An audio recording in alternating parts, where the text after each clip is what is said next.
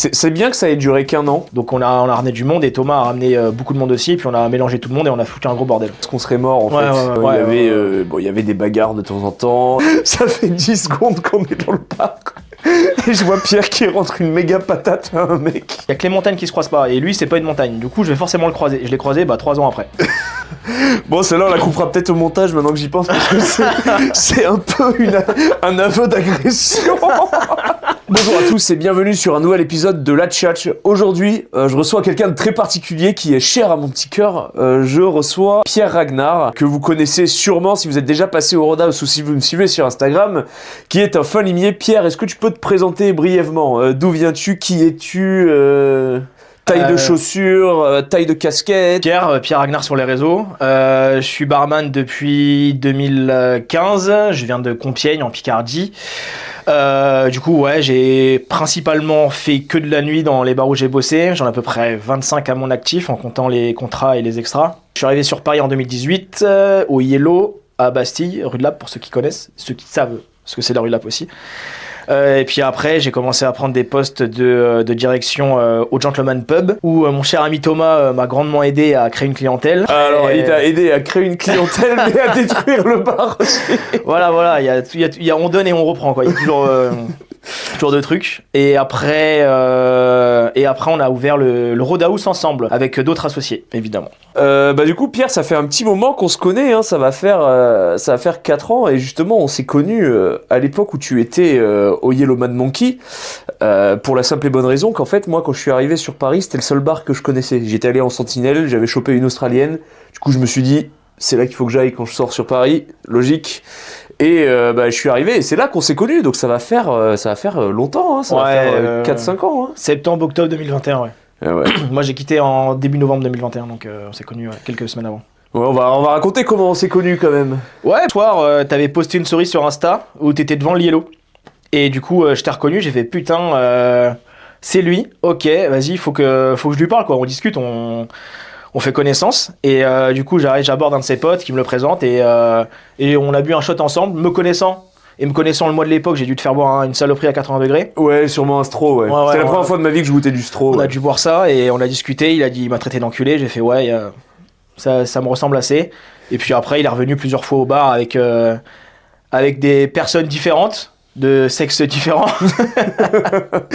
Et puis on a fait, il y a un soir on a fait une grosse soirée avec plein de potes et c'est là on est vraiment devenus potes. C'était laquelle? Celle du concours de patates. Ouais, on avait un peu, moi je me suis beaucoup calmé avec le temps, mais c'est vrai qu'à cette époque-là j'étais encore un peu un caporal dans ma tête, un caporal stratégique même. Ouais. C'était d'ailleurs mon pseudo sur Insta. Maintenant j'ai tourné la page, je suis un civil et je mets des chemises de plouc, mais avant j'étais encore un peu en mode dégradax, bagarre et trucs de débile. On avait fait un concours de pastèques avec un type à une soirée parce que Pierre en fait vivait dans l'appartement au-dessus du Yellow Mad Monkey et généralement on finissait les afters là-haut. Ouais. Cet appartement sentait la sueur et la testo, c'était infernal. Et c'était un soir où j'avais pas chopé du coup parce que généralement les afters j'y allais pas tout le temps, mais avec un type on s'est chauffé à faire un concours de droite. C'est-à-dire qu'en fait on s'est mis face à face et on s'envoyait une patate chacun tout le temps. C'était très débile, c'était très débile, on faisait pas des trucs intelligents. Et donc du coup, Pierre, à un moment donné, il en a eu marre du Yellow parce que ça faisait un moment qu'il y était et il a bougé au Gentleman Pub. Ouais, c'est ça. Pour prendre la direction, et Gentleman Pub c'est dans une petite rue, la rue Hautefeuille exactement. Ouais. Et c'était un peu muertos à l'intérieur et donc du coup on s'est décidé qu'on allait hijacker le truc, on allait faire des soirées Mike Echo dedans, comme disait Pierre, pour le meilleur et pour le pire, hein, ouais. 2 pas en avant, 1 pas en arrière. C'est exactement ça. Et du coup, sur cette période, toi, qu'est-ce que t'en retiens un peu? Comment ça s'est passé en tant que en fait, t'étais directeur, mais est-ce que d'une certaine sorte, t'étais pas un peu client aussi? Maintenant, ce que j'en retiens, c'est que je sais ce qu'il faut pas faire. Tu vois, c'est tout ce qu'il faut pas faire. Maintenant, je sais ce qu'il faut. Voilà, c'est acté, tu vois. Non, c'était une bonne expérience de direction, première de direction aussi. Et mais c'était un petit bar, c'est pas comme maintenant. Et du coup, non, on a vraiment. À la base, moi, ils m'ont recruté pour remonter le truc. Ils savaient d'où je venais, ce que je bossais. etc. Donc j'avais déjà quand même une petite clientèle qui me suivait un peu sur Insta aussi, des anciens clients de la rue de Lappe et tout. Donc on a ramené du monde et Thomas a ramené beaucoup de monde aussi. Et puis on a mélangé tout le monde et on a foutu un gros bordel. Ouais, je pense que c'était... c'est bien que ça ait duré qu'un an. Même pas. Ou 9 mois, ouais, parce qu'on serait mort en fait. Ouais. T'es parti en août, c'est ça? Je suis arrivé en février. Et l'été, je me suis fait opérer des croisés, donc j'étais pas trop là. Et j'ai repris en septembre et je suis parti fin septembre. Ouais. Parce que je me souviens, c'était quand même assez sportif. Hein. Il y avait des bagarres de temps en temps, il y avait quand même des grosses cuites. Moi, je sais que ça m'arrivait d'arriver un mardi et de me dire oh c'est bon, ça m'a saoulé le travail. Je vais aller au Gentleman Pub. Et au final, j'arrivais le mercredi matin, j'avais un œil comme ça. J'avais fini au Salsero. Ah ouais, non, c'est les afters. Ouais, souvent les afters Gentleman finissaient rue de Lappe aussi. On retournait rue de Lappe. C'est vrai, il y avait de ça. Et on allait au Mermaid et là, on se finissait jusqu'à 5h du mat rue de Lappe. Après, on allait dans la boîte le Full Moon. Et là, ça partait toujours en couille, quoi. 6h du mat, tu rentres et les éboueurs qui sont en train de faire leur taf dans la rue. Et tu fais putain. On reparle du Gentleman Pub. Forcément, il s'est passé plein de choses. On pourrait écrire un livre sur toutes les dingueries qu'il y a eu dans ces 75 mètres carrés. Est-ce qu'il y a une anecdote de toi ou d'un client ou même de moi si t'en as une, hein, j'en sais rien, si t'as un dossier là qui te vient, particulièrement marrante que tu pourrais partager et qui nous enverrait pas en prison? Qui nous enverrait pas en prison? La première fois, on a sorti la planche de surf. En gros, on avait une planche de surf qui était accrochée, qui était même pas accrochée, qui était posée dans un coin du bar, et on n'y avait jamais touché. Et là, il y a un gars, un jour, il s'est dit putain, tiens, on va la foutre sur le bar et puis on va faire du surf. Et du coup, il a fait du surf sur le bar. Et puis là, nos cerveaux malades, on s'est dit putain, mais attends, on va pousser le délire. On a commencé à faire la Peña Bayona avec le surf. Donc au début, on est allongé sur le surf et les gens nous portent en dessous. Après, on a commencé à se mettre à genoux. Puis on s'est dit c'est trop facile. Et après, on va rajouter une difficulté, c'est prendre un verre et boire son verre pendant qu'on nous porte sur le surf. Et après, on s'est dit putain, il y a un escalier, pourquoi on fait pas du surf dedans? T'as oublié quand même, il y a eu le mur de patates. Ah oui, le mur de patates. C'est-à-dire que quand tu passais, mais il y a des vidéos, hein, Félix qui est passé d'ailleurs sur la tchatch a fait là encore dans ses rels. On était vraiment golemons et en fait quand tu passais avec la planche de surf, il y avait des mecs qui devaient te taper et te déséquilibrer et le but c'était de pas tomber. Ouais. Et après, on a migré vers l'escalier parce qu'il y avait un super escalier qui faisait un virage. Ouais. J'étais d'ailleurs plutôt bon à ça. Ouais, non, moi, ça m'a d'ailleurs motivé à essayer le surf. Ouais. Autre anecdote, le fumoir du Gentleman. Moi, le fumoir du Gentleman Pub, c'était un peu ma chambre en quelque sorte. Ah ouais, non, mais on aurait pu mettre une armoire, c'était Narnia derrière, quoi. C'était, il s'est passé tellement de choses là-dedans. Tellement de choses que je peux pas raconter. Ou que je peux, ça dépend. Vas-y, de toute façon, je sais que il y avait deux mecs qui faisaient vraiment des dingueries dans le fumoir. C'est à partir du moment où l'électricité a sauté, parce qu'il y a un mec qui avait arraché le compteur électrique, une vraie histoire. Il y a un client démonté qui a ouvert l'armoire électrique et qui a démonté le compteur. Donc du coup il n'y avait plus d'étage, il n'y avait plus de lumière à l'étage. On sait pas qui c'est d'ailleurs, hein, mais voilà. C'était chiant pour le bar parce qu'il ne voulait plus exploiter l'étage. En revanche, ça voulait dire qu'il y avait un fumoir où il n'y avait plus personne qui allait puisque c'était dans le noir et il y avait une pièce fermée avec des canapés. Je vous laisse faire les connexions et les ramifications qui vont bien. On est dans un bar, il y a des gens qui font la fête, il y a un étage au-dessus avec des canapés. Voilà, il n'y a pas de caméra, il n'y a pas de lumière, il n'y a pas de passage. Ouais, c'est marrant. Après, quand on est dans le fumoir, il y a une fenêtre qui donne sur l'extérieur. Ah putain, je pense que je sais de laquelle tu vas parler. Et du coup, les gens qui sont en bas, ils peuvent voir si quelqu'un est à la fenêtre du fumoir. Et du coup, il y a une fois, on a vu 2 personnes à la fenêtre, en train de s'activer, quoi. Oui, d'ailleurs, je peux même dire que ces personnes-là, les gens d'en bas, ils ont applaudi. Ouais. Et celui qui était en haut... Il a vu ça et la meuf elle a rigolé et ils ont continué et je sais ça de source très sûre. Bon, c'était un peu n'importe quoi. Moi j'ai un souvenir vraiment où je me suis dit là quand même on est en train de toucher un cap. J'étais allé au Gentleman Pub pour boire un verre avec une meuf. Vraiment j'étais parti sur un truc tranquille. Et en plus c'était pour m'expliquer avec une meuf que je fréquentais à l'époque et elle était un peu en train de me faire scandale d'ailleurs. Et donc là, je suis là en train de me faire remonter les bretelles par une meuf. Je vous donne le contexte. En gros, elle m'avait dit que c'était une meuf très indépendante et qu'il fallait pas que je m'attache. Et dès que j'ai été un peu trop indépendant et que je me suis pas attaché, ça a été problématique. Et donc du coup, elle est là en train de me mettre la main. Oui, mais tu vois notre meuf. Et je dis, mais toi aussi, mais c'est pas grave, c'est ok, tu vois. Et genre, elle le prenait très mal. Donc j'étais en train de me prendre une douche. Et là, je lève la tête et je vois véridique un mec sur le comptoir du Gentleman Pub, assis sur un tabouret, à poil. Mais genre à poil. Il est au bas mot 18h. 18h.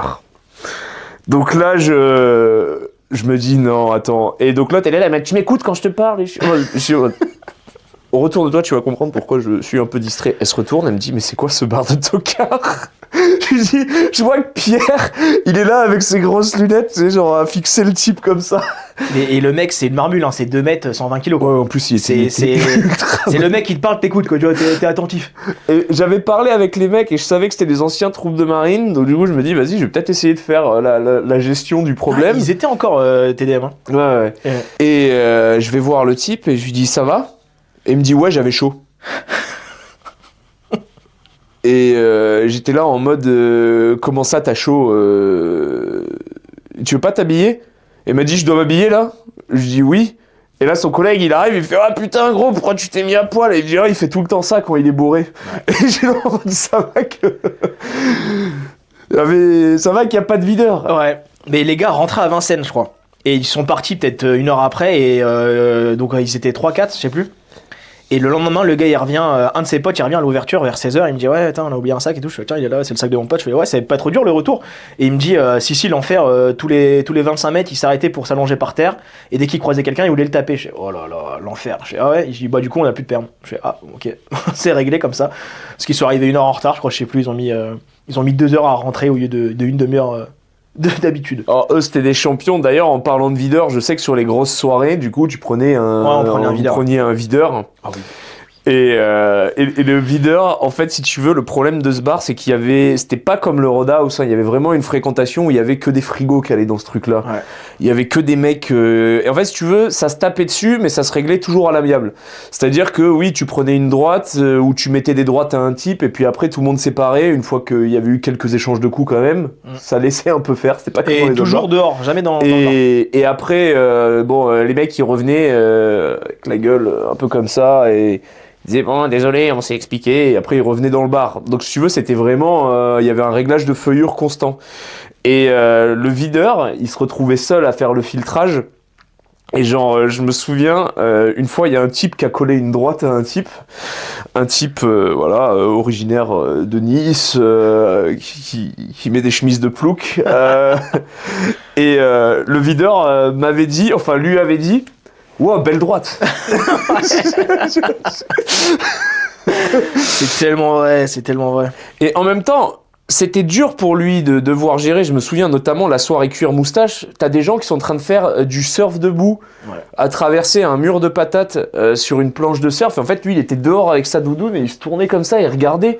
Je pense que même lui, il devait se dire, mais en fait, c'est même plus dangereux à l'intérieur qu'à l'extérieur. Ouais, c'est pas faux. Moi, je me souviens, on était arrivé à un stade où du coup, il y avait des gens nouveaux qui avaient entendu parler de l'établissement et qui venaient, eux, dans le mindset en fait. Et donc du coup, ça commençait à grandir. Il y avait des meufs aussi qui venaient parce que sur ces soirées, elles étaient quand même globalement safe. C'était un peu elles qui dictaient les règles, hein, puisque de toute façon, tu faisais chier une meuf, tu te faisais taper. Hein, donc c'est clair, net, précis. Il y avait pas de aucune meuf se faisait emmerder par un mec lourd ou cocasse. Hein. C'était vraiment carré. Et à un moment donné, quand même, il a fallu... Pierre en a eu marre de cet établissement parce que il voulait retourner sur un bar plus gros et il allait au Mad Maker. Ouais. Et là, au Mad Maker, c'était la fin de la récré, on pouvait plus faire les mêmes choses. Non, on a essayé. On a essayé de faire 2-3 dingueries, ça s'est vite... On s'est vite fait attraper par le col, par la sécu, et les gars, calmez-vous. Okay. Et les videurs, ils étaient solides au Mad Maker. Ouais, les videurs étaient solides. Ils étaient très très solides. Je me souviens, une fois, on était avec des types là, et on s'amusait à prendre une nana et à la jeter en l'air, hein, et à la rattraper. Elle a eu le temps de faire 2 sauts. Elle était consentante, hein, je précise. Et pourtant, tout le monde rigolait. Et le videur, il est caché arrivé, il a dit « T'arrêtes !» Et genre là, c'était un gros Congolais de 2 mètres pour 120 kilos. J'ai regardé comme ça, j'étais là en mode oui monsieur, j'avoue, j'ai été déraisonnable. Et dès que tu commençais à te chauffer un peu, tu sais, genre à monter sur un... direct, il arrivait, les mecs, ils étaient aux aguets. Je sais pas comment ils faisaient, parce qu'ils étaient à l'extérieur, ils avaient... Ouais, mais il y en a toujours un qui jette un œil à l'intérieur. Oh, franchement, c'était puissant. Hein. Franchement, à peine ça débordait, ils arrivaient. Ils étaient super efficaces. On va se recentrer un peu cette discussion, parce que là, on est parti sur un concours d'anecdotes, et la plupart, on va devoir les cutter au montage. Comment t'en es venu, enfin pas tant, mais comment on en est venu à ouvrir un bar? Parce que je pense que l'histoire est quand même assez rigolote. Ouais. Alors, du coup, on va retourner en 2021, où je rencontre Thomas et que ça on devient pote. Moi, je quitte le Yellow, j'ai 2-3 mois où je fais que des extras, j'ai pas de contrat. Et un soir, on va en soirée. Au pub Saint-Michel et tout, bref. Et là, ce soir, je rencontre Alex French SAS, qui est maintenant un associé. Et du coup, on discute, voilà. Et puis, moi, je lui dis que je suis barman, etc. Et lui, il me dit, moi, j'avais un bar il y a quelques années et tout. On discute de bar. Super, bref, voilà. Ensuite, du coup, le Gentleman Pub. Là, du coup, Alex ramène des amis, etc. Alex vient de temps en temps, on sympathise. On discute et puis on se dit, putain, faudrait qu'on rouvre un bar, quoi. Donc là, on est en 2022, ouais, l'idée est née d'ouvrir un bar. Bref, on n'en reparle pas plus que ça. Je vais au Man Maker. Alex vient aussi. On a fait des super soirées là pour Benoît Saint-Denis, les combats, etc. C'était cool. On rediscute bien. Et du coup, Man Maker 2024, mon anniversaire. J'invite les potes, Alex, etc. et tout. Et puis là, on en discute. Moi, je dis qu'au Man Maker, ça se passe pas super en ce moment, que c'est un peu compliqué. Et là, il me dit, vas-y, mais viens, tu sais quoi, avec Thomas, là, on monte un bar. Ça, c'est un peu une spécificité d'Alex. C'est tu subis ton travail. Arrête. Ouais. Mais il a pas tort. Arrête, c'est genre en mode tu subis ton job de barman. Pourquoi t'es pas directeur de ton propre bar? Ouais, je crois que cette phrase a été prononcée. Hein. Arrête de subir. Arrête de subir, mets-toi à mon compte. Puis je pense qu'il a dû avoir un peu d'alcool. Il a dû dire, moi je mets des plaques dedans. Et ouais, non mais c'est quasi sûr. Donc là, et du coup, on discute de ça. Ok, super. Lendemain de mon anniversaire, je crée le groupe WhatsApp avec Thomas et Alex. On discute. Et puis dans les jours qui suivent, on a rajouté Gallic et Baptiste. C'est allé assez vite, hein. Ouais, c'est allé super vite parce qu'au final, on s'est donné rendez-vous en fin février, quelque chose comme ça. Ouais. On a commencé à établir le projet début mars. Fin mars, on savait qu'il fallait qu'on trouve une certaine somme d'argent. Ouais. Et ensuite, en fait, il y avait les travaux, puis ensuite, il y avait l'ouverture, quoi. Et puis, en gros, ouais, franchement, entre la première réunion fin février, je dirais, et l'achat, on va dire, c'était au mois de juin, 15 juin. Ouais, c'est ça. Ouais. Donc ça fait 4 mois. En 4 mois, on a monté un bar, quoi. Il y a un truc qui est sûr, quand tu as un bar, c'est quand tout est réparé et que tout fonctionne, il y a un nouveau truc qui pète. Ouais, oui, non, parce qu'on a récupéré le bar, les tireuses étaient dégueulasses, il y avait de la vase derrière le comptoir, c'était immonde et hideux, genre c'est vraiment, moi je suis pas quelqu'un qui a les hauts le cœur facilement, mais aller là-dedans, des fois c'était assez hardcore. On avait le voisin d'à côté, sa cuisine et ses eaux usées fuyaient dans notre cave. Bon, on s'est fait chier à tout réparer, ça nous a coûté évidemment de l'argent. Il a fallu rafraîchir toute l'électricité qui était clairement pas aux normes. Voilà. Et une fois que tout est réparé, tu te dis ça y est, il pleut un peu trop. Il y a la Seine qui déborde par tes chiottes. 2 mètres là. Ouais. Tu règles le problème. Là, il va se passer qu'il y a un conduit qui pète sous l'évier du bar, donc du coup, tu te retrouves avec un geyser d'eau, véridique. Et une fois que tu as tout réparé ça et que tu dis là, on est imprenable, il y a un connard, il te vole une ampoule aux chiottes. Ouais, et tu te retrouves avec les chiottes. C'est ça. Et là, récemment, dans les chiottes des meufs, on nous a volé le poussoir d'El Chasse d'eau. Ouais, non, mais tu sais, mec, j'ai des anecdotes des gens qui volent des trucs ou des trucs que je retrouve dans les bars, c'est lunaire. Dans un bar à Compiègne où je bossais, il y a un mec qui s'amusait à pisser dans la brosse à chiottes. Ah, ça va, c'est drôle. Ouais, c'est drôle. Non, mais c'est drôle. En fait, c'est drôle quand tu le fais toi, tu vois. Quand tu le nettoies tous les week-ends, c'est chiant. Donc, un jour, je l'ai fait pour voir. Ouais, en vrai, c'est drôle. Mais c'est relou, tu vois. En fait, dans un bar, t'as toujours des petites conneries qui vont te faire vriller. Tu te dis, mais putain, c'est pas possible. À quel point t'es con à faire ça, quoi, tu vois. Et piquer une ampoule dans les chiottes. Putain, mais qui pique une ampoule, quoi, tu vois. Ou les mecs qui piquent des couteaux. On prend les saucissons, on met un couteau avec pour qu'ils coupent, les gens ils piquent le couteau. Putain, des couteaux, en plus c'est des couteaux à bourron, c'est des couteaux de merde à métro, quoi, tu vois. Encore, tu piques une pinte, des verres de bière que t'as pas chez toi, je comprends, je l'ai fait quand j'étais à la fac, tu vois. Je crois que tout le monde l'a fait, mais alors des couteaux, qu'est-ce que tu piques un couteau? Tiens, on va reparler de l'anecdote, l'inondation. Quand c'est arrivé, du coup, putain. Mec, moi déjà, faut que je te donne un peu mon POV, parce que moi, j'étais pas dans le bar à ce moment-là, et en fait, j'étais avec un pote au resto, et je lui dis, mais je t'ai pas dit, j'ai un bar maintenant, et tout. Il me dit, mais non, je dis, mais je vais te montrer, gros, tu vas voir, 220 mètres carrés, il est stylé, viens, on y va. Et là, quand j'arrive, je vois qu'il y a que des mecs qui sont en train de courir dans le staff, et il y a personne derrière le bar, et je vois des allers-retours en haut, en bas, tu sais. Et il y a Baptiste, il me dit, t'es bien assis? Et là, je me dis, ok, qu'est-ce qui se passe?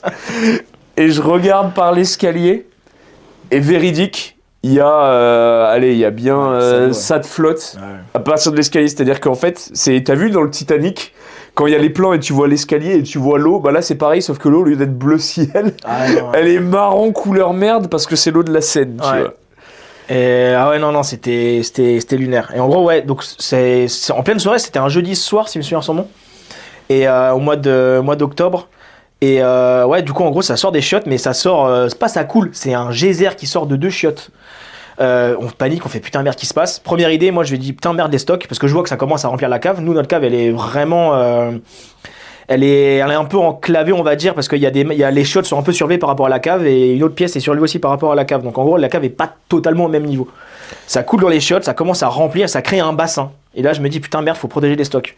Du coup, je fais un mur avec du PQ, des rouleaux, des bidons, des fûts, etc. pour pas que l'eau aille dans les stocks. La cave se remplit, donc on arrive là. Et l'eau, ça arrête de se couler tout seul au bout de peut-être 20 minutes, un truc comme ça, une demi-heure, mais bon, ça a quand même rempli la cave. Il y avait un débit incroyable. Ouais, non, mais pour dire qu'on voyait plus les marches de l'escalier, quoi. Le fond, le bas de l'escalier, on voit plus les marches. Ouais, les 3 premières marches, elles étaient sous l'eau, ouais. Je me souviens même, il y a un type, il me dit, j'ai envie de pisser, je fais comment? Et je l'ai regardé, je dis, vas-y, pisse depuis la 3e marche, c'est ce que je te dis. Du coup, on appelle le plombier en urgence, on lui explique, il dit bah écoute, pompe de relevage, ok. Donc il débarque avec une pompe de relevage, et donc on la pose en bas, et on fait sortir le tuyau par le bar, quoi, et puis on déverse toute l'eau à l'extérieur. Avant ça, on a profité pour faire des vidéos, parce que honnêtement, moi ça m'a fait rire. La première m'a fait beaucoup rire. Ouais, tu sais, en fait c'est tellement gros, tellement une grosse galère, où tu peux rien faire, hein. C'est même pas que moi j'ai essayé de mettre du PQ dans les chiottes et bloquer le truc, mais ça marche pas, tu vois. Parce que j'ai bloqué une shot, bah c'est celle de la côté où l'eau est sortie. Donc en fait c'était tellement une galère tellement énorme que je me suis dit vas-y, ça sert à rien de pleurer, parce que autant que j'en rigole. Baptiste, ou c'est toi qui s'est cassé la gueule dedans, je sais plus. Ouais, bah, moi j'étais. Voilà, et puis après on a évacué l'eau. Le lendemain, en plus ce soir-là j'ai eu la bonne idée de prendre une cuite. Du coup le lendemain à 6h j'étais moyen efficace. Et je vais sur Kiloutou, donc je me tape l'aller-retour à Bobigny pour aller chercher une pompe de relevage. Un truc de Fruitos où tu l'avais envoyé au mauvais Kiloutou? Si, mais c'est l'enfer. En gros, il y a un Kiloutou à côté de chez moi, j'y vais, ils ont le tuyau mais pas la pompe. Et du coup, ils m'envoient à Bobigny. Donc là, il est 7h du mat, je suis en phasé de la veille, j'en peux plus. J'ai à peine dormi. Donc je vais à Bobigny, je récupère la pompe, mais ils me disent que c'est pas le bon tuyau, je sais pas quoi. Donc je me tape 2 allers-retours entre Bobigny et le Kiloutou, je récupère le truc. Déjà, techniquement, j'aurais dû être à 10h du mat au bar faire le truc. J'y suis arrivé, il était 15h. Je finis d'essuyer, d'aspirer le fond d'eau qui reste. Le lendemain, l'équipe de ménage fait le ménage. Le vendredi, la cave était ouverte, opérationnelle. Ouais, je me souviens, là on a vraiment travaillé comme des mineurs soviétiques, parce que moi j'avais une résa avec des gens, on va dire, d'un milieu corporate, et je voulais pas qu'on passe par des pins. C'était une résa à 70 personnes, donc tu vois, ça fait du bien pour le bar. Ouais. Puis en plus c'était une belle clientèle, c'était des gens cool, tu vois. Et du coup on a avec l'aspirateur industriel, la pompe et tout, et en fait on est arrivé le soir vers 22h, la cave elle était humide, mais il y avait plus d'eau. Et ensuite, le lendemain, c'était sec et ils ont pu arriver dans la cave ni vu ni connu, tu vois. Ouais. Genre, le mec, il m'avait envoyé un message, il dit j'ai vu votre inondation, du coup, faut qu'on trouve un autre lieu. Je lui ai dit t'inquiète, mec. Non, je lui ai dit t'inquiète pas, mec. C'est ça, c'est un mercredi. Le jeudi, on finit de tout sécher, de tout enlever, etc. Le vendredi, cave opérationnel. Ouais. Et je me souviens, 2 semaines plus tard, on a eu l'affaire. Ouais. Là, c'était moins drôle. Là j'ai vu dans ton regard. Moi, j'ai essayé de faire des blagues pour motiver les troupes, mais j'ai vu dans ton regard que t'as eu du mal. Là, c'était chiant, ouais. Et moi, on faisait une soirée Mike Echo, on faisait une after work Mike Echo. Putain. Et il y a le. Comment ça s'appelle? Le barman du Latino. Il vient me voir et me fait hey, y'a uno fuite. Et moi, j'ai dit oui, l'année dernière. Enfin, la semaine dernière. Il dit non, maintenant, beaucoup. Et tu sais, j'étais pas au courant. Parce qu'on faisait la soirée en haut. Et je me dis, mais ça vient pas de chez nous, mec. Et ben, si, c'est le mur, c'est toi. Et tout. Et tu sais, je suis là, je dis, mais qu'est-ce qu'il me raconte? Et là, je repasse et je revois le même bordel dans les escaliers. Et là j'ai fait une fracture de morale. Là, parce que la première fois, c'était drôle. La deuxième fois, je dis, putain, on va se remettre 24 heures de travail, là. Et la deuxième fois, en plus, je me suis dit, vas-y, ça va pas faire comme la première fois. Ça coule moins fort, sauf que ça coulait moins fort, mais plus longtemps. Ça a atteint les stocks, les fûts, ils flottaient. Ah ouais, c'est Il l'enfer. fallait se dire qu'il y avait encore une autre pièce à enlever, c'était insupportable. Et en plus, en vrai, on l'a pris à la rigolade, mais il y avait tout un tas de matos électriques, des prises et tout qui étaient sous l'eau. Mais du coup, si on éteignait tout, on était éteint. Donc du coup, je suis allé récupérer des petzels. Des petzels pour qu'on fasse tout à la petzel. L'eau, c'était l'hiver, donc l'eau, elle est froide quand même. Là, c'était très long, mais du coup, ouais, ça nous a coûté combien de mettre des clapets anti-retour? 12 000 euros. Ouais, ça nous a coûté 12 000 euros. On a refait les shots 12 000 euros. C'est le prix de la tranquillité. Voilà, en espérant que ça marche. Le jour où il y a une grosse inondation. Maintenant, en tout cas, voilà, mesdames, pour les dames qui nous regardent, je pense pas qu'il y en ait beaucoup en ce moment, mais allons-y. Le toilette des femmes, celui qui est surélevé. Parce que même moi qui fais 1m86, si je vais chier là-dedans, j'ai les pieds, ils sont comme ça. Pas le sol. J'ai l'impression d'être un enfant de 5 ans à nouveau. Ouais. C'est parce que il y a eu un système de clapets anti-relevage et de trucs pour contrer ce phénomène. Donc on est désolé. Voilà, je sais que les plus petites d'entre vous, ça va être galère pour faire pipi et même caca. Mais voilà, c'est comme ça. Mais je sais qu'à la deuxième inondation, moi ça m'avait tellement saoulé que. En plus, j'avais une soirée avec les gars du rugby à côté, j'ai pas pu y aller. Du coup, ils sont venus après au bar. Et là, ouais, on s'est amusé à pisser dans les escaliers du haut. J'ai des potes qui sont allés vomir aussi dans l'eau. C'était lunaire. De toute façon, ça peut paraître dégueulasse, mais en fait, l'eau de la Seine, c'est déjà l'eau des chiottes. Ouais, en fait. Donc à ce stade, dans tous les cas, faut prendre une douche en rentrant à la maison, quoi, et subir son instant. Ouais. Et là, pareil, même galère avec Kiloutou. J'ai dû aller dans un autre Kiloutou. C'était un enfer. J'avais pris une plus grosse cuite que l'autre fois. J'avais encore moins dormi. C'était non. Mais alors, c'est ça qui est assez marrant avec toi d'ailleurs, puisqu'on parle de cuite. T'es quelqu'un qui est capable de te mettre 1 mois de cuite tous les week-ends et ensuite faire 2 mois sans alcool. Ouais. Et c'est vrai que les gens, même moi je te chambre et je te traite d'alcoolo toutes les 5 minutes, mais en vrai, bon, c'est pas bien ce que tu fais. Mais moi, ce qui me fume, c'est la résilience de Pierre sur ces mois sans alcool. Là, par exemple, il est sur 1 mois sans alcool. Ouais. Y a des mecs qui proposent des shots gratuits dans les bars d'à côté quand on passe dans la rue et ils les refusent. Alors que quand il est dans une période de non-alcool, je regarde, je dis bon, on va boire une petite bière à côté, et puis là. C'est assez marrant quand même ta capacité à être un moine et de l'autre un putain de pochetron en fait. T'as pas de juste milieu. Hein. J'essaye d'en avoir un en ce moment, on va dire. Mais c'est vrai que ouais, non, j'aime bien. C'est soit si je fais des soirées, j'aime bien y aller à fond, soit j'en fais pas quoi. C'est si je dois subir, autant subir le lendemain pour une vraie raison que être un peu dans le mal et faire et subir aussi, tu vois. Si je dois subir, c'est parce que j'ai fait une soirée de ouf. Parlant de soirée de ouf, pour vous montrer à quel point Pierre, quand il y va à nos limites. Il a fait quelque chose d'assez drôle. Une fois, il y a eu une petite cuite au bar, petite, et Pierre a du coup décidé de rentrer en vélo. Ouais. Parce que voilà, il est 4h du matin, faut rentrer. Il avait bien des cuvées parce qu'il y avait eu tout le nettoyage à faire au bar, etc. Mais il était quand même intellectuellement inapte. Et Pierre donc habite au nord de Paris. Et en fait, Pierre a fait combien de kilomètres ? 16 bornes. Il a fait 16 bornes, il est parti 13e, puis ensuite il a fait 14e, 15e, puis après il s'est un peu perdu, il a dû chercher son chemin sur la route, et en fait le mec après il a vu des points qu'il connaissait, il s'est dit ah c'est bon, il s'est mis en autopilote, et il est retourné au bar, donc il était 6h du matin, il a fait une boucle de 16 km. L'histoire elle est ouf. Moi une fois il m'est arrivé un truc comme ça, en partant du Yellow, en plus j'étais pas tout seul, j'arrive... D'ailleurs, le dénouement était assez drôle. Donc, je monte dans un tacos, un G7, et j'habitais au 100 avenue du Président Wilson, 93 210, dans le 9-3. Et je lui dis 100 avenue du Président Wilson. Et je monte comme ça avec la meuf dans le taxi. Et j'arrive à 100 avenue du Président Wilson, et là, je lève la tête, et je vois que je suis à côté de la Tour Eiffel. Et je suis là en mode, mais 100 avenue du Président Wilson, dans le 9-3. Et le mec il me dit j'ai cru que c'était la Tour Eiffel. Et je dis non, je sais que je suis un gouer, mais j'habite vraiment dans le 9-3 mec.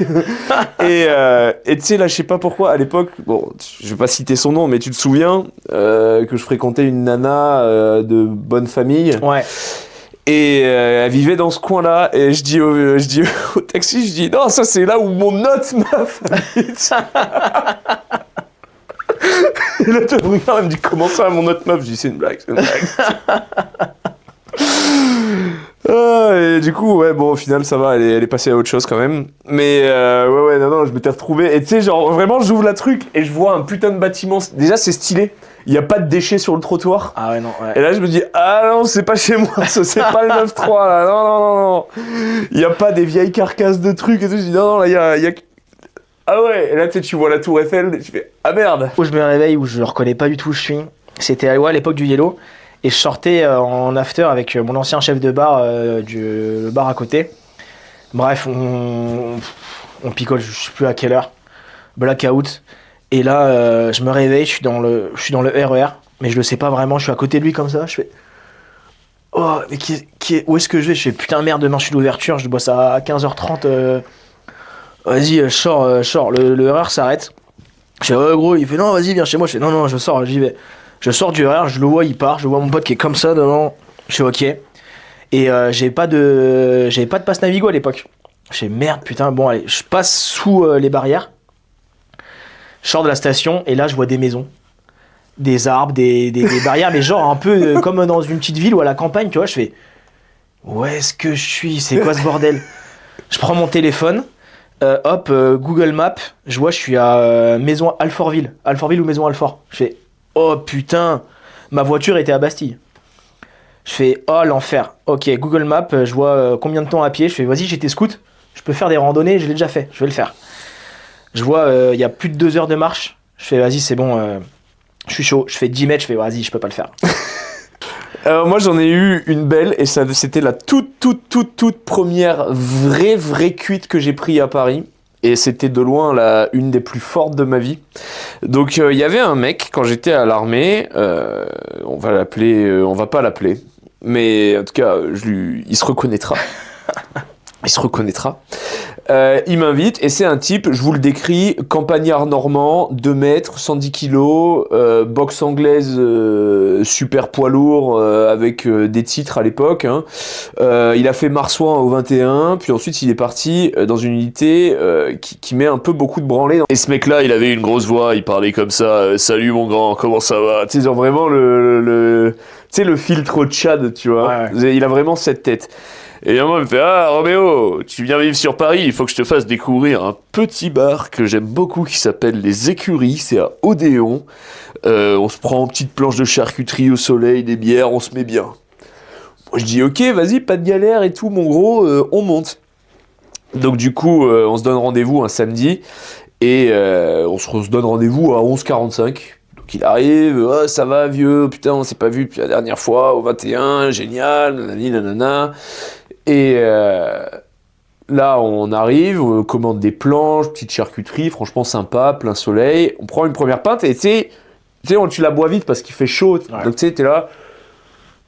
Ah, et tu sais, on regarde, on fait bon, allez, deuxième. Hein. Et là, mon gars, ce mec-là, ce bâtard, il buvait mais les pintes super rapidement. C'est-à-dire que j'arrivais à la moitié de ma pinte, il avait déjà fini, tu vois. Mais j'arrivais déjà, et même moi déjà, je bois vite.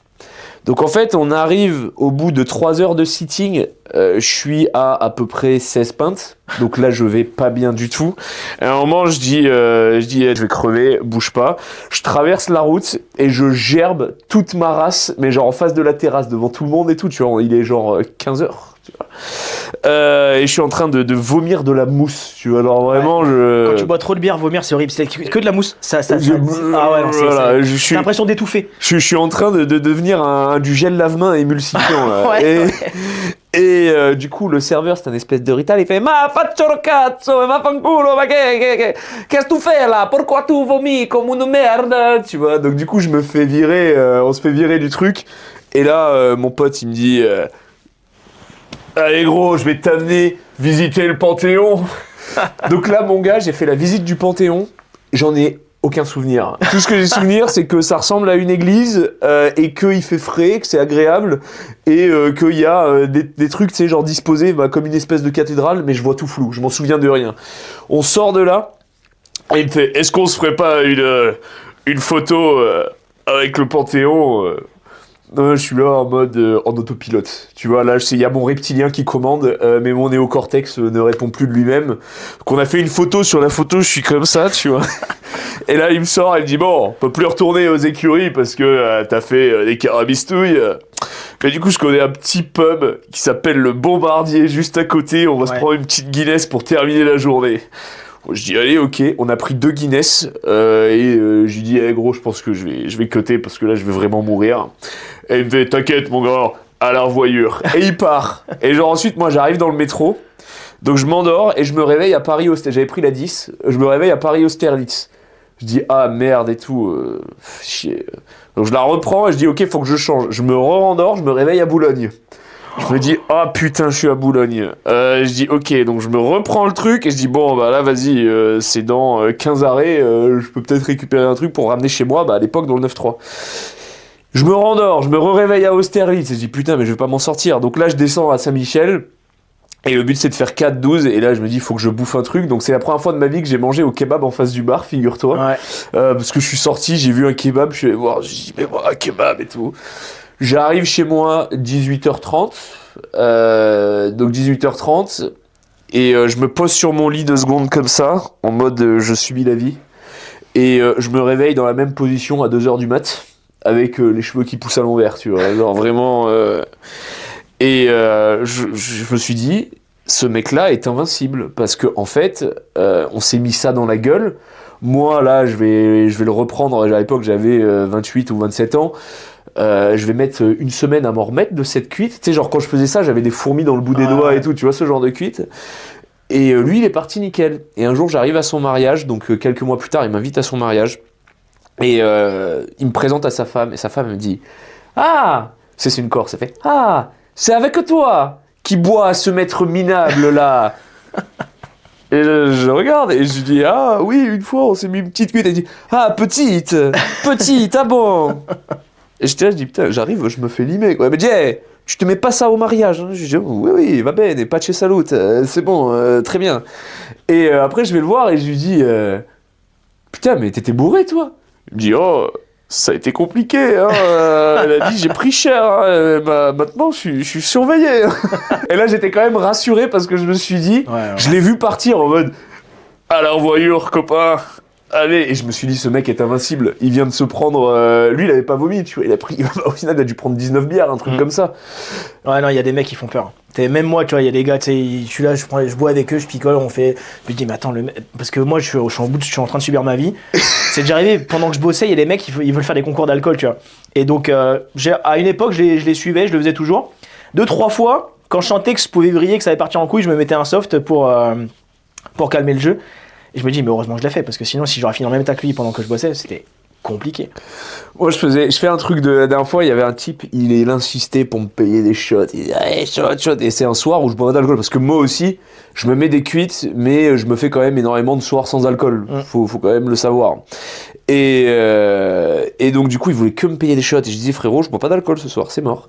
Ouais, mais vas-y, je suis un marsouin, machin. Je dis, oui, mais en fait, t'es marsouin, mais hier, il y avait les parachutistes, puis avant-hier, il y avait les Niçois, puis avant-hier, il y avait les rugbyman. En fait, il y a toujours une raison. Si je veux boire toutes les 5 minutes au bar, je peux trouver des prétextes. Le but, c'est pas ça. Donc non. Et le mec, il insiste. Et à un moment, il me dit, allez, mets 4 Jägerbombes. Je dis, vas-y, ok, mais vous êtes que 2, vous allez prendre 2 chacun. Et il me dit, non, 2 pour toi, 2 pour moi. Et là, je lui ai dit, ok, je me suis fait des Red Bull Coca pour moi. Et lui, je lui ai fait des Jäger, tu sais, je lui ai filé. Et après, il me dit, vas-y, shot de Stro et tout. Je dis, allez, si tu veux. Je lui ai fait shot de Stro. Et moi, je me suis fait shot de Coca, tu vois.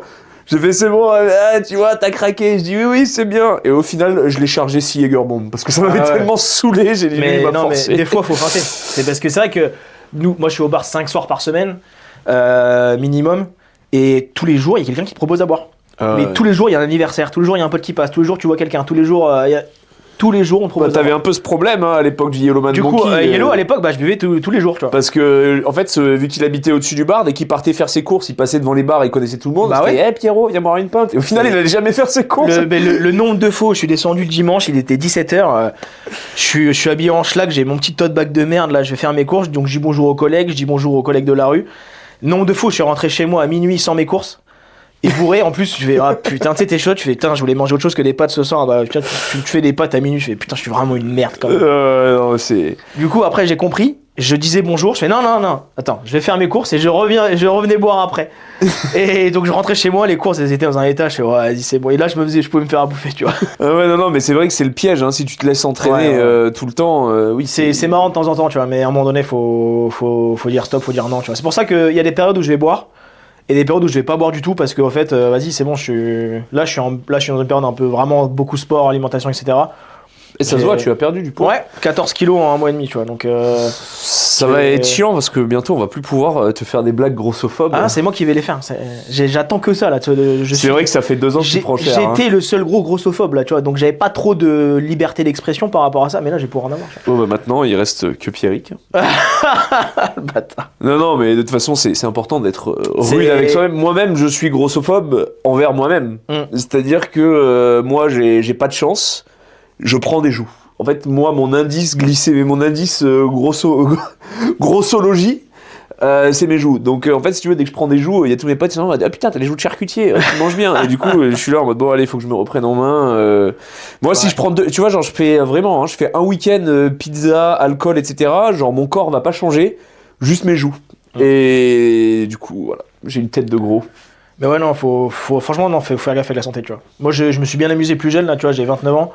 Ouais, de 19 ans à 25 ans, ouais, on s'est bien envoyé. Après, j'ai calmé un peu. J'ai refait quelques soirées, grosses soirées. Et là, je suis en période un peu. J'en fais de temps en temps, des fortes. Et après, je calme le reste du temps, quoi.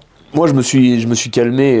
Moi, ça va faire 3 ans que je me suis calmé, mais j'ai toujours vécu à 200 à l'heure. Le seul vice que j'ai pas, c'est la drogue. Parce que je suis incompatible avec la drogue, tout simplement. L'alcool, je réagis bien. La drogue, c'est pas fait pour moi. C'est pas fait pour moi, ça m'intéresse pas. Je trouve que les mecs qui tapent des gros rails de coke, c'est des putains de tocards. À la rigueur, quand j'étais un peu plus jeune, un pétard, c'est pour rigoler, une fois de temps en temps, t'essayes, ouais, vas-y, ça détend, très bien.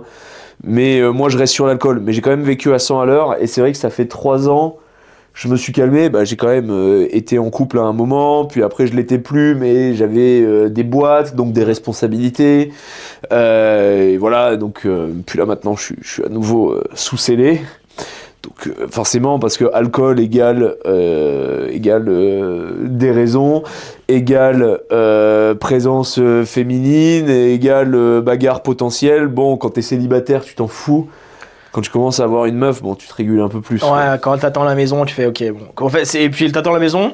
Et surtout le lendemain, elle a prévu un truc, tu vois. Elle te l'a pas dit, mais elle a prévu un truc. Et toi, t'es inefficace le lendemain. Donc en fait, tu te fais engueuler. Alors ça, moi ça va. Vu que j'ai fait l'armée quand même, je suis entraîné à mettre des membranes et à prendre sur moi le lendemain, tu vois. Moi, je suis déjà allé à des repas de famille complètement écarquillés, tu vois. Genre, il y a un repas de famille le samedi ou le dimanche. La veille, tu t'es mis une timbale, t'as fini à 8h du matin, t'arrives en mode... Ah ouais, non. Moi, ça, je l'ai fait plusieurs fois, ça va. Ouais, quelques repas de famille, ouais, un peu en lendemain de cuite, ouais. Mais c'est vrai que moi qui ai toujours vécu la nuit, moi, ma soirée, les grosses soirées, elles se terminent à 9h du mat. Midi, t'es à table à midi, t'es pas opérationnel, hein. T'es compliqué. Ah ouais, non, mais c'est clair. Mais tu sais qu'en plus, ça, c'est vraiment un truc latin parce que y a des pays comme aux États-Unis, à 2h, tout est fermé. Ouais. Alors que nous, à Paris, en vrai, 2h, ta nuit peut commencer. Alors, commencer. Je mets quand même une parenthèse. Les gens normaux sont plus là à 2h. Ouais. À partir de 2h, jusqu'à 5h, tu commences à avoir les tryhards et les bons vivants. De 5h à 9h, tu commences à avoir les sacrés déchets sociaux quand même. Nous, on a un indice pour savoir quand on est allé trop loin avec Pierre. C'est quand on finit au Salsero. Salsero, c'est un espèce de bar salsa qui ferme à 7h du mat, je crois. Ouais, je sais plus, ouais. Voilà. Quand on fait une grosse soirée et qu'on arrive là-bas et qu'on pose une bière, on se regarde et on dit on est au Salsero. Ouais. Là, on a passé le filet de sécurité. Il y a une soirée, on l'a fait, mais en semaine, hein. Un mardi ou un mercredi. C'est même pas genre on s'est mis bien après le week-end, après le taf. Non, c'est en semaine, on s'envoie en l'air. On fait toute la rue de la Huchette et là on se dit on va boire une dernière fois au Salsero. Déjà on rentre, les videurs ils sont à ça de nous recaler. C'est vrai qu'on était très Et marbrés. à cette soirée-là, à un moment donné, dans le bar à la fin, il y avait que nous deux. Il y avait nous deux. Et le staff. Quoi. Et il y avait été les deux seuls clients à boire une bière comme ça, dégueulasse en plus. Ouais, dégueulasse, une vieille Heineken. Mais moi, voilà, c'était. Et là, j'ai regardé Pierre et je lui ai dit, tu vois, genre, moment de clarté à 6h30 du matin, je lui ai dit, qu'est-ce qu'on branle? Non, mais clairement, ouais. J'ai dit, est-ce qu'on rentrerait pas? Est-ce que c'est pas une soirée de l'échec là? C'est ça. Tu vois, quand je finissais à 5h du mat, les afters au Manmaker par exemple, on sortait du bar après la ménage, etc. On allait boire un coup dans un autre bar à côté, et après j'allais manger une côte de bœuf au petit pont à 8h du mat. Ouais, ça c'est stylé. Ça c'est stylé, tu vois. Ça c'est stylé. C'est vrai que tu t'es mis une grosse dégonde et tu vas au petit pont ou au pied de cochon là. Ouais, tu vois. Côte de bœuf au Samoil, 8h du mat, 9h du mat, cathédrale à côté, incroyable, tu vois. Meilleur after. Ouais, c'est cool. Mais c'est vrai que après, bon, nous, on va quand on dit after, voilà, c'est ce genre d'after. C'est vrai qu'on va pas dans les after techno ou les trucs de Pulapis. Mais excusez-moi. Voilà, on fait des afters où généralement on va dans un truc où on peut bouffer et on boit encore plus. Et après, à 10h, t'arrives sur ta porte, t'essaies de rentrer tes clés. Ça m'est arrivé de me casser la gueule chez moi. C'était après le Whisky Live. En gros, c'est le salon du whisky à Port de la Villette. Et t'as 3 journées. T'as les journées pour les ouais, je sais pas dire civil, tu vois, mais pour les gens qui sont pas du métier et les gens qui sont du métier. Donc t'as une journée professionnelle. C'est le lundi généralement et t'as tous les barman, tous les patrons de bar, ils sont tous invités. Tu dégustes des whisky gratuits toute la journée, mais t'as peut-être 500 stands, j'ai envie de te dire. Ouais, c'est ça. Et faut recracher techniquement, mais voilà, bon. techniquement faut recracher. En tout cas, tu peux recracher. Nous, on le fait pas. Et donc on se retrouve tous entre barman, on fait ça, et puis à côté t'as la cocktail street où en gros t'as plein de marques d'alcool qu'on monté des bars éphémères, et tu y vas, et comme tout le monde se connaît là-bas, tu payes pas. À 20h t'es éclaté. Ah ouais, mais quand j'ai à 20h, j'étais au bout de ma vie, je me suis retrouvé à pisser sur les camions à côté du parking, quoi.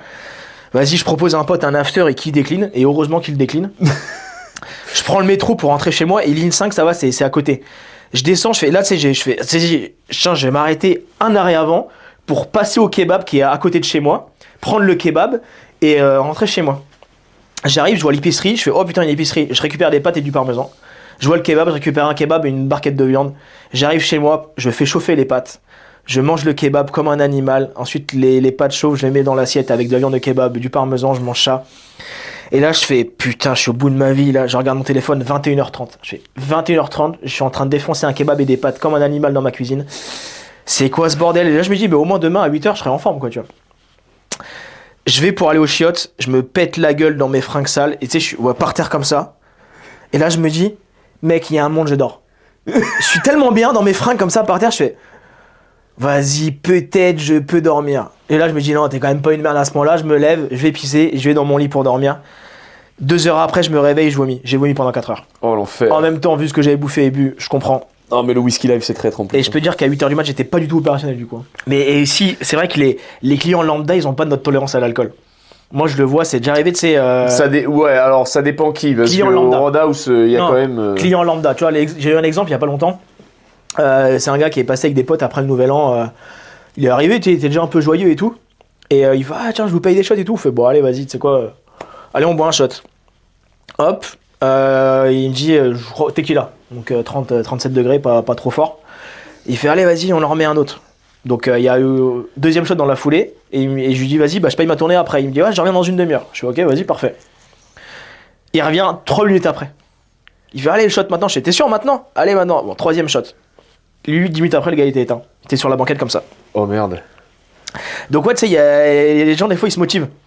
Mais sauf que l'alcool fort, ça leur monte trop vite à la tête. Ouais, non, mais c'est vrai que on a eu des cas, des scénarios comme ça de mecs, yeah, ouais. Ce soir, remplis ton bar à 16h et à 18h. C'est lui qui est plié, quoi. 18h, c'est lui qui est plié. De toute façon, tu peux jamais gagner contre un bar. Non, même si t'es le plus grand alcoolique de la planète, en fait, un fût, c'est 50 litres. C'est 30 litres, ouais. 30 litres, pardon.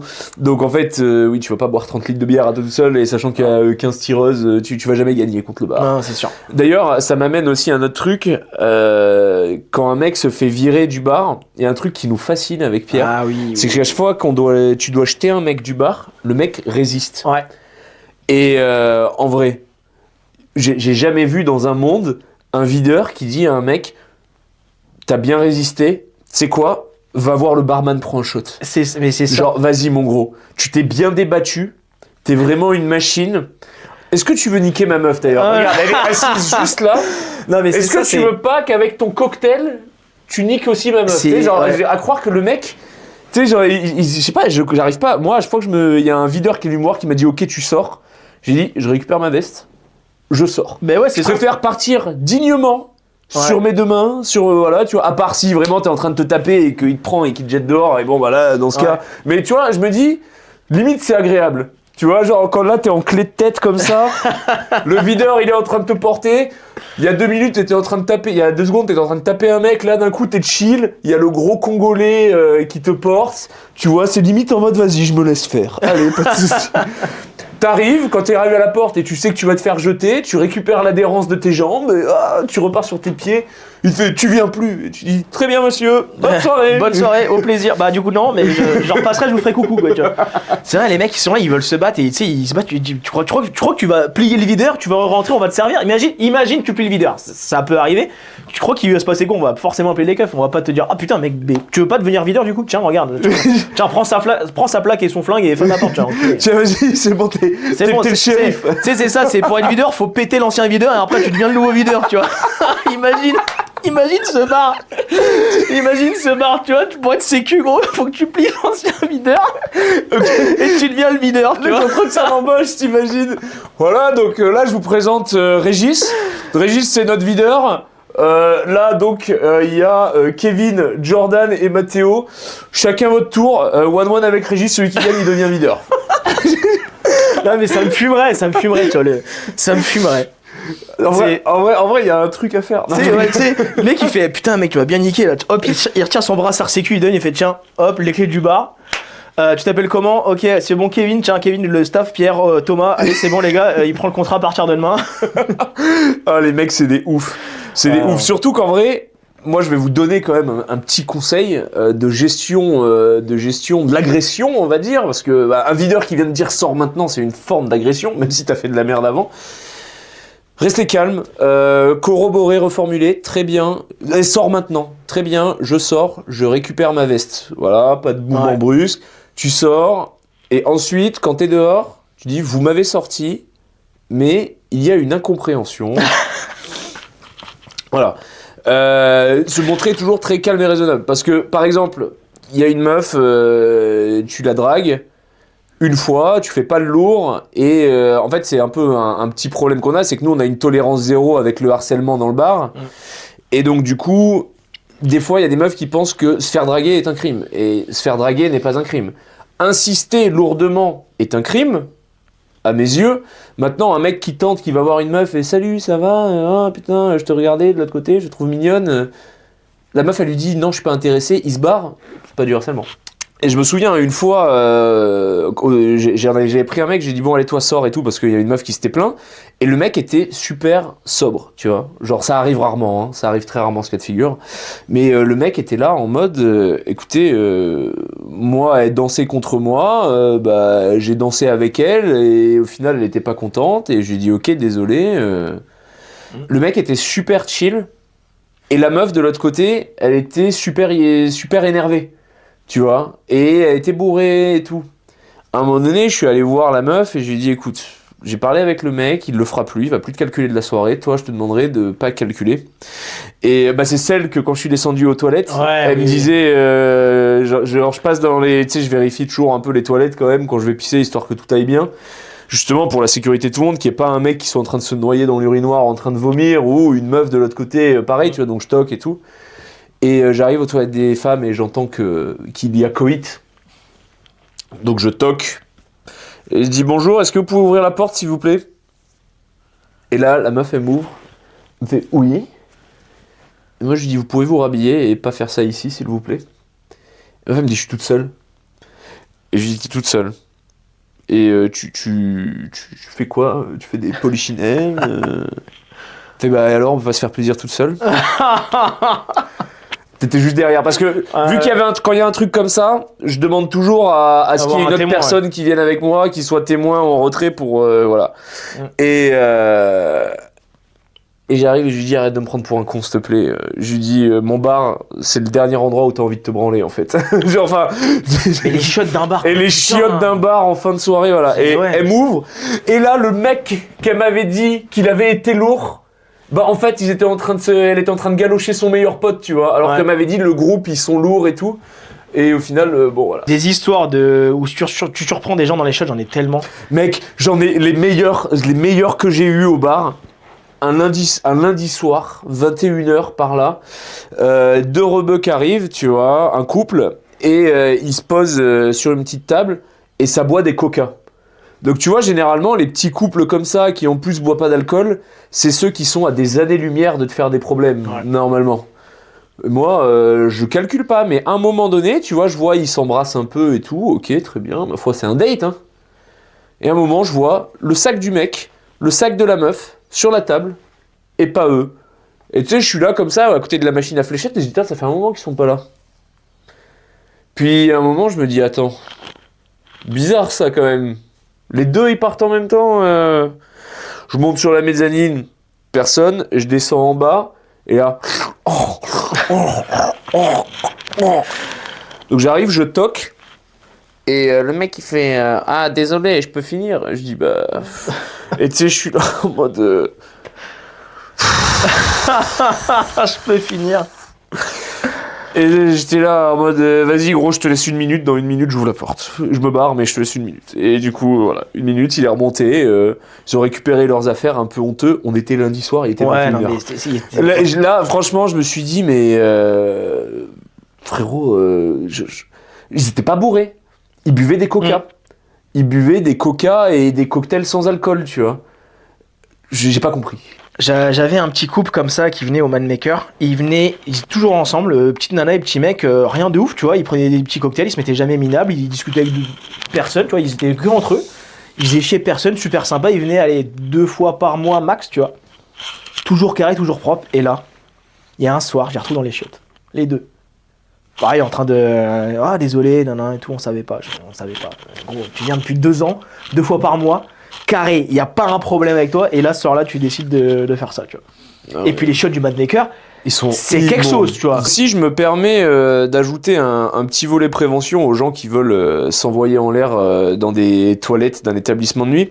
En fait, quand vous êtes dans un établissement de nuit, que ce soit une boîte ou que ce soit un bar, et que vous avez rencontré une meuf ce soir-là, vous savez pas ce qu'elle a bu avant, vous savez pas s'il n'y a pas quelqu'un, alors chez nous ça n'arrive pas parce qu'on a l'œil là-dessus et qu'on est super rigoureux, mais il y a des boîtes où ça arrive, il y a des mecs qui mettent des solutions dans les verres des meufs, vous savez pas en fait ce qu'elle a fait avant dans sa soirée, ce qu'elle a bu avant, ce qu'elle a consommé.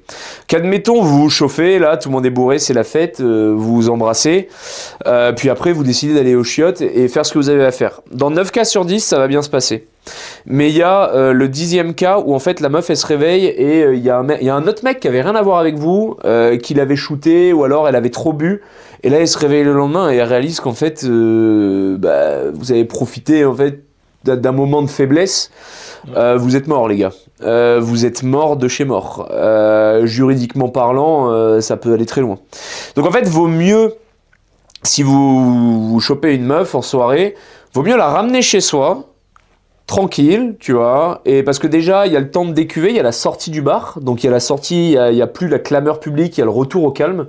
Même alcoolisé, ça permet quand même déjà un certain retour à la raison.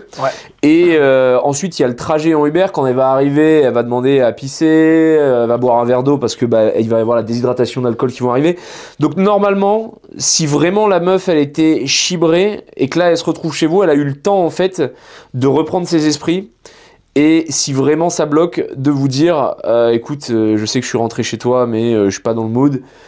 Et là, bon, là évidemment, faut dire reçu et proposer le canapé ou proposer le lit et toi dormir sur le canapé ou être flexible. Mais moi, je vous déconseille énormément de vous envoyer en l'air avec une meuf que vous venez juste de rencontrer dans un bar. Moi, je l'ai fait énormément. J'ai pas eu d'embrouille, mais sachez que voilà, nous on veille à ça justement. C'est pour ça qu'on empêche les gens de coucher ensemble dans le bar, parce que pourriez vous poser la question de vous dire mais pourquoi vous les laissez pas juste niquer et tout. je veux pas en fait qu'il y ait eu une histoire où ça a l'air consenti parce qu'ils ont 10 grammes, mais en fait demain ça l'était pas tant que ça. Ouais. Et puis on a un superviseur qui fait un filtrage de l'espace devant, à notre demande, hein, mais pour qu'on ait que des gens bienveillants et qui foutent pas la merde. Au demeurant, on n'a jamais d'embrouille dans le bar. Non. Devant, oui. Avec le videur ou les personnels de sécurité, ou même moi-même en tant qu'associé, bah, des fois je me retrouve à me faire embrouiller quand je demande à un mec de sortir. Ça se passe toujours dehors, mais dans le bar ça s'est toujours bien passé parce qu'on filtre. Maintenant on reste un établissement de nuit. L'alcool c'est bien, mais l'alcool c'est aussi dangereux. Voilà, donc voilà, c'est le petit moment de prévention de cette vidéo. Exactement. Maintenant on va reparler d'autres personnes dans les chiottes qu'on a vues. Non, il y a une fois je surprends un couple. Je fais leur talk, je fais couple d'étrangers, au Yellow, il faut sortir, etc. Ah, non, ok, il galère. Et là, il finit pour ouvrir la porte. Et là, je vois la meuf qui est en train de faire semblant de vomir. Et le mec à côté en survêt, et je vois, il bande encore. Il fait ma meuf, elle est en train de vomir. Je fais, mec, elle est pas en train de vomir, t'es en train de bander encore. En gros, qu'est-ce que tu me fais chier, ta meuf est en train de vomir. Je te jure, je fais, mais quel trou. Après, peut-être qu'il est en mode ça m'excite. Ouais, je sais pas, peut-être qu'il se branle sur un meuf qui vomit, tu vois, je sais pas. J'espère pas. Après, je sais qu'il y en a qui le font, mais j'espère pas. Le truc où je me suis dit, j'ai perdu foi en l'humanité, c'était une réservation. Le pote de mon directeur, il réservait au bar pour les 10 ans de mariage avec sa femme. 10 ans de mariage. C'était en fin de mois. Moi, je suis chargé de faire l'inventaire, donc je passe une soirée de merde déjà. L'inventaire du Yellow, je peux dire qu'il dure 3 heures. Du coup, je suis au bout de ma vie. Bref, je fais pas gaffe à ce qui se passe dans la soirée, et tout, etc. À un moment, je sors de la cuisine. Donc, la cuisine est en face de la salle des toilettes. Et là, je vois les gens qui s'activent devant les portes des meufs en mode ouais, il y a quelqu'un dedans, faut ouvrir, c'est bloqué. Mon directeur, il me dit vas-y, va chercher un couteau pour déverrouiller la serrure. Au moment où je reviens, et là, ils arrivent à ouvrir la porte. Et en gros, ils ont retrouvé le mari avec la meilleure pote de sa femme dans les chiottes. Putain, échec. Ouais. Le mec a trompé sa femme avec la meilleure pote de sa femme le soir de leur anniversaire de mariage dans le bar.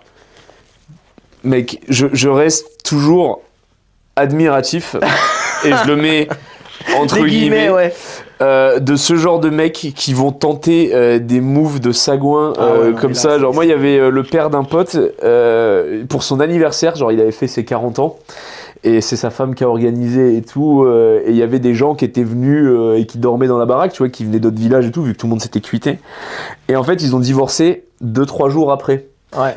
Et j'ai appris, là, ces vacances, pourquoi ils ont divorcé.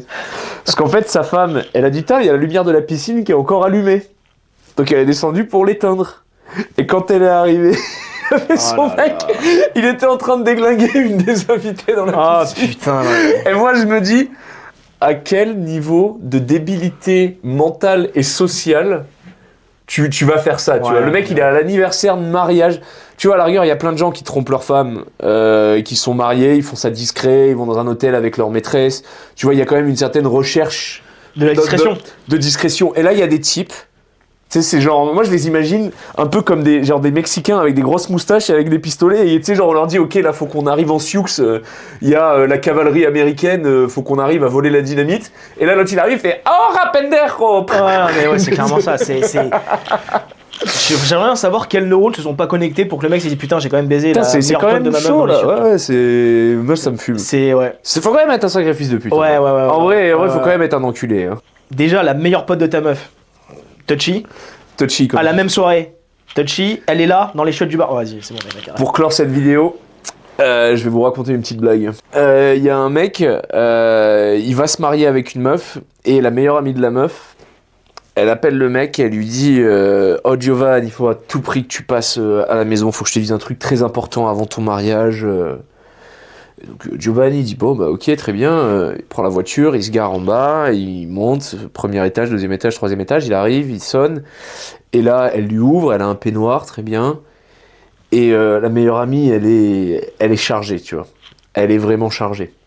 Et là elle s'assoit, elle dit tu veux boire un truc et tout, ouais bah vas-y serre-moi une bière, très bien, elle ouvre la bière, elle pose, et là elle arrive, elle ouvre le peignoir, tenue porte-jartel, ensemble au bad, et lui dit écoute Giovanni, je sais que tu vas te marier avec ma meilleure amie, mais j'ai vraiment envie que tu m'attrapes une dernière fois avant que tu sois marié.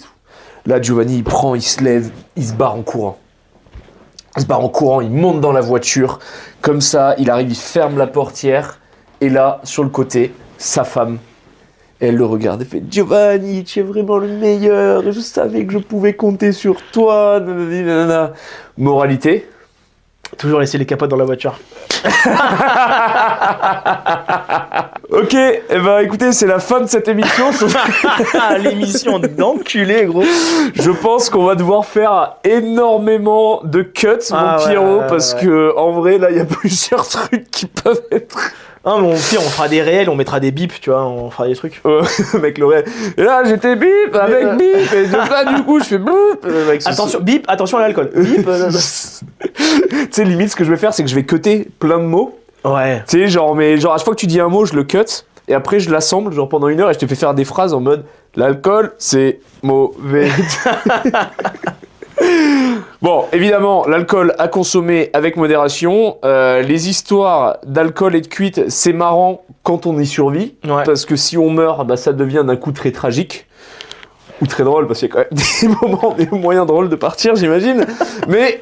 voilà, bon voilà, c'est la fin de cette vidéo. Alors ok, on a parlé de beaucoup de cuites et de beaucoup d'histoires de sagouins. Il y en a d'ailleurs beaucoup qu'on devra faire sauter parce que sinon on va se tuer socialement. Voilà, et on a quand même besoin d'avoir une vie sociale. Voilà, donc voilà. Néanmoins, l'alcool avec modération. On prend pas le volant quand on est bourré. On prend le vélo, c'est moins grave que le volant, mais éventuellement c'est mieux de prendre un Uber. Sinon vous ferez comme Pierre, vous ferez 16 km à 5h du mat. C'est pas agréable, Pierre. Non, c'est pas agréable. C'est pas agréable. Voilà, donc prenez soin de vous, faites attention à vous. Les cuites, c'est marrant quand on y survit. Si on meurt, ça devient une tragédie. Donc... on s'équilibre, on fait des dingueries, mais on reste raisonnable. Et des fois, la limite est très fine. Oui. Entre une bonne soirée et une dinguerie. Oui, c'est vrai. Donc voilà, avec modération, on s'amuse, on est bon vivant, mais faut pas non plus devenir un déchet, et faut quand même se mettre des pauses de temps en temps. Voilà, je vous invite à suivre Pierre sur Instagram. Vous pourrez le suivre sur Pierre Ragnar, comme écrit juste ici, et à vous abonner à la chaîne de Argo Hub sur Instagram, mais aussi sur YouTube, et nous mettre un commentaire, un like, c'est très important pour le référencement.